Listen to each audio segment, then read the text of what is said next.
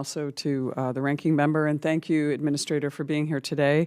I did send you a list of questions in May, and I'm hoping that at some point you'll follow up since I haven't received an answer yet.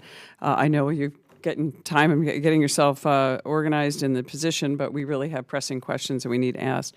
My first question I want to ask you is, during your confirmation hearing in the Senate, you promised to investigate why the SBA wrongfully approved small business loans for multiple Planned Parenthood affiliates.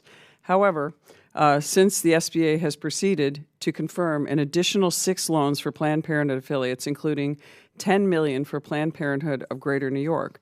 As you're aware, and as this legislation states, federal funds cannot be used to pay for abortions, and all applicants for PPP loans must abide by affiliation rules and size standards. Since Planned Parenthood has over 16,000 employees nationwide, that makes them ineligible. Has the SBA forgiven any of the PPP loans that have gone to Planned Parenthood? I don't have a status on individual loans to share with you. Have any of them that you know generally been forgiven? That I'm not aware of. I know that we have continued to process those loans in the order, and as you know, borrowers attest under PPP. Will you forgive those loans? I sort of reclaim my time, but will you forgive those loans at this point? Is that a policy that you're taking?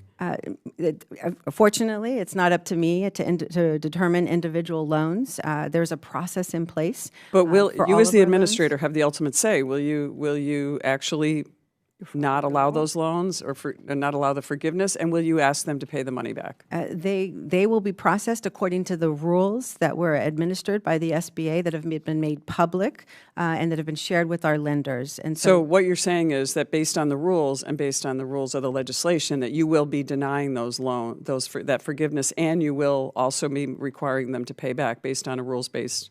I'm not speaking to any individual PPP eligibility. But couldn't you say that based on the rules that we just outlined, the fact that they're not eligible, that you would say in a reasonable estimate that those loans would not be forgiven, and therefore you would ask for that money to be paid back? I'm not the one who individually investigates a I'm asking specific you as the administrator. You obviously have a position. You would ultimately make this decision if it came to your desk, right? My positions and my political choices, just as are not at play here. It's really just the process and the rules that are in place for both the borrowers to attest to their eligibility and for the lenders to determine if they will, process based on that eligibility and that attestation. Right, and so can I just add, Sure, I don't mean to harp on this, but if it was determined by your people and the people that work under you that they were actually forgiving the loans, would you overrule that decision because it's not based on the rules that are set forth in a statute?